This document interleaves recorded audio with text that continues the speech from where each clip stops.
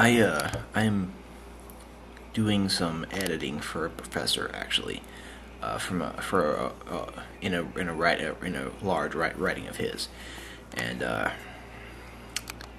in this writing I'm not going to discuss what it is, but I'm just going to discuss a little part of what's said here. Um,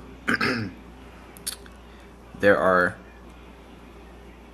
modern philosophers like Descartes, Leibniz, and Christian Wolff, who think that you can reason yourself to objectivity. By that, it is meant that it is thought by these people that you can use reason to get through all of the ambiguities of, well, not ambiguities, but inconsistencies of everything that you're seeing. Because one reason I think that idealism is the correct conclusion about epistemology is because there's so much inconsistencies, and these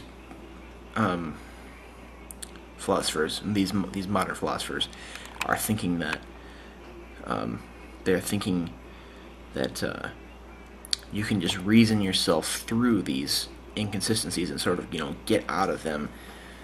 You can sort of get out of them so that you can reason yourself to objectivity. So you can use reason to bring yourself to viewing the world ontically and objectively.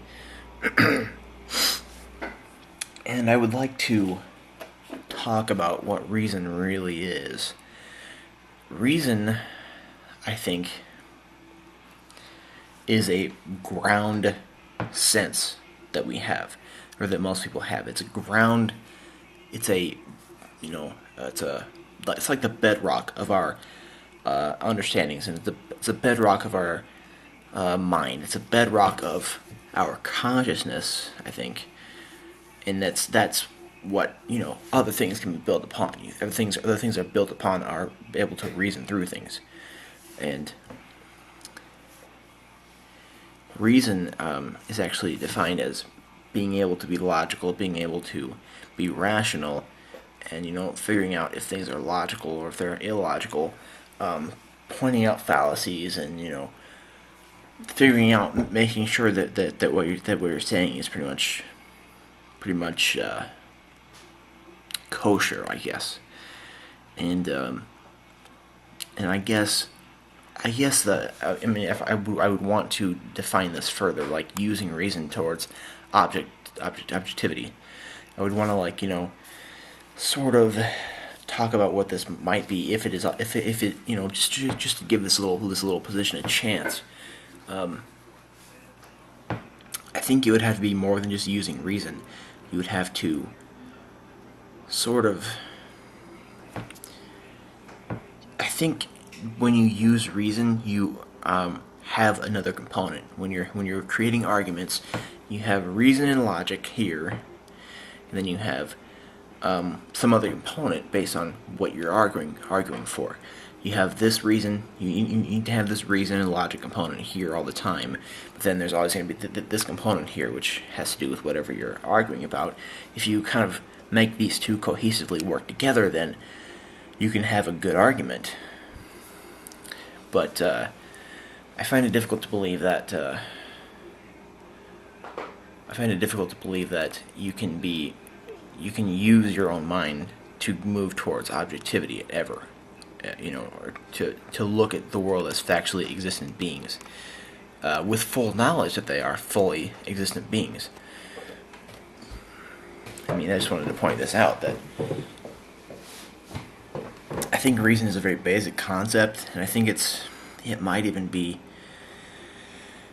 I think certain parts of reason are things that are a priori, but not all of them are. I think some of those are a posteriori and are conditioned through, as you grow older, because I don't think when a baby is born that they have full reason that every adult has.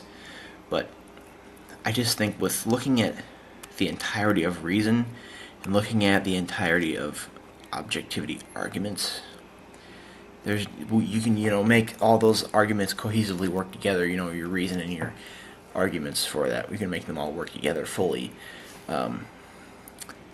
But I think even if you do that, then you can't have knowledge about what you're seeing. This might be a trivial point to be discussing here, but